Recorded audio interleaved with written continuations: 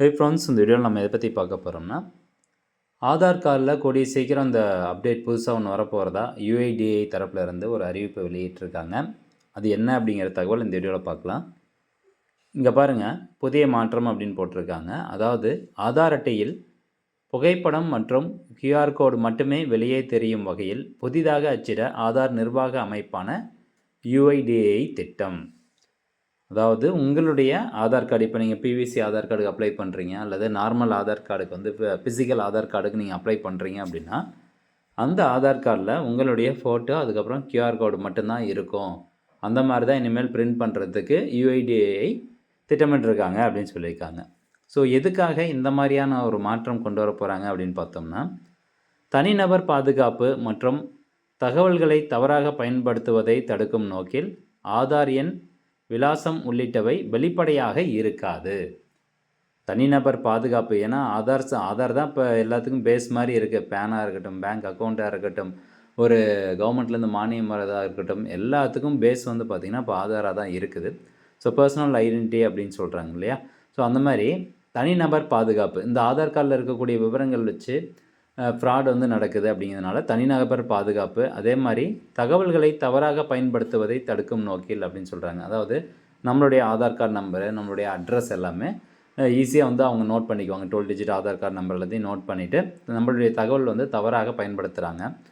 So அதனால் இந்த மாதிரி புதுசாக நாங்கள் வந்து திட்டம் கொண்டு வர போகிறோம். அதாவது ஆதார் கார்டு பிரிண்ட் பண்ணும்போது ஃபோட்டோவும் QR கோடு மட்டும்தான் இருக்கும் அப்படின்னு சொல்லியிருக்காங்க. இப்போ ஏற்கனவே எப்படி பிரிண்ட் ஆகிருக்கும், நம்மளுடைய ஃபோட்டோ ரைட் சைடில் இருக்கும், QR கோடு பேக் சைடில் வந்து கொடுத்துருப்பாங்க. அதுக்கப்புறம் ஆதார் கார்டுடைய ஃப்ரண்ட் சைடில் நம்மளுடைய நேமு, டேட் ஆஃப் பர்த்து, அப்புறம் அட்ரஸ், ஏஜ் இது எல்லாமே கொடுத்துருப்பாங்க.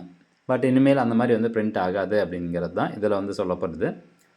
ஆனால் ஏற்கனவே எல்லாத்துக்கிட்டேயும் இப்போ ஆதார் இருக்கிறது வந்து எல்லா விவரமும் இருக்கிற மாதிரி தான் இருக்குது. அப்போது இந்த புது வகையான ஆதார் கார்டு நம்ம வாங்கணும் அப்படின்னா ஆன்லைன் மூலமாக பேமெண்ட் பண்ணணும்.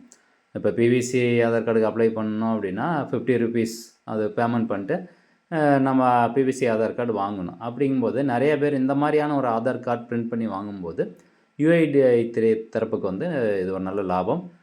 ஏன்னா ஒருத்தருக்கு ₹50 அப்படின்னா அப்போ எல்லாருக்கும் பார்த்துக்கோங்க எவ்வளோ அமௌண்ட் வரும் அப்படின்ட்டு. ஸோ நிறைய பேர் அப்ளை பண்ணுவாங்க. என் பர்சனல் ஐடென்டிட்டி தெரியக்கூடாதுங்க அப்படிங்கிறதுனால நிறைய பேர் வந்து அப்ளை பண்ணுறதுக்கான வாய்ப்புகள் இருக்குது. ஸோ இது ஒன்று. ரெண்டாவதாக, இப்போ ஏற்கனவே எல்லா விவரமும் இருக்கிற மாதிரி நம்ம கையில் ஆதார் கார்டு வச்சுருக்கோம். அது மட்டும் இல்லாமல் நம்ம விவரம் எல்லா பக்கமும் இருக்குது. அதே மாதிரி QR கோடு ஃபோட்டோ மட்டும் தான் பிரிண்ட் ஆகும் அப்படிங்கிறதுனால இப்போ எல்லாத்திட்டையுமே ஸ்மார்ட் ஃபோன் இருக்குது. அந்த QR கோடை ஸ்கேன் பண்ணாவே நம்மளுடைய விவரம் எல்லாமே கிடச்சிடும் அவங்களுக்கு. ஸோ இது எப்பயிலேருந்து இந்த மாதிரியான திட்டம் வந்து நடைமுறைக்கு வருது அப்படிங்கிறது எக்ஸாக்டாக தெரில. ஆனால் விரைவில் வந்து பார்த்திங்கன்னா நீங்கள் இனிமேல் ஆதார் கார்டுக்கு அப்ளை பண்ணும்போது உங்களுடைய ஃபோட்டோ மற்றும் QR கோடு மட்டும்தான் அதில் பிரிண்ட் ஆகி வரும் அப்படிங்கிறது தான் தகவல். இந்த தகவல் நிறைய பேருக்கு ஷேர் பண்ணுங்கள். மீண்டும் அடுத்த ஒரு நல்ல பதிவில் சந்திக்கலாம். நன்றி, வணக்கம்.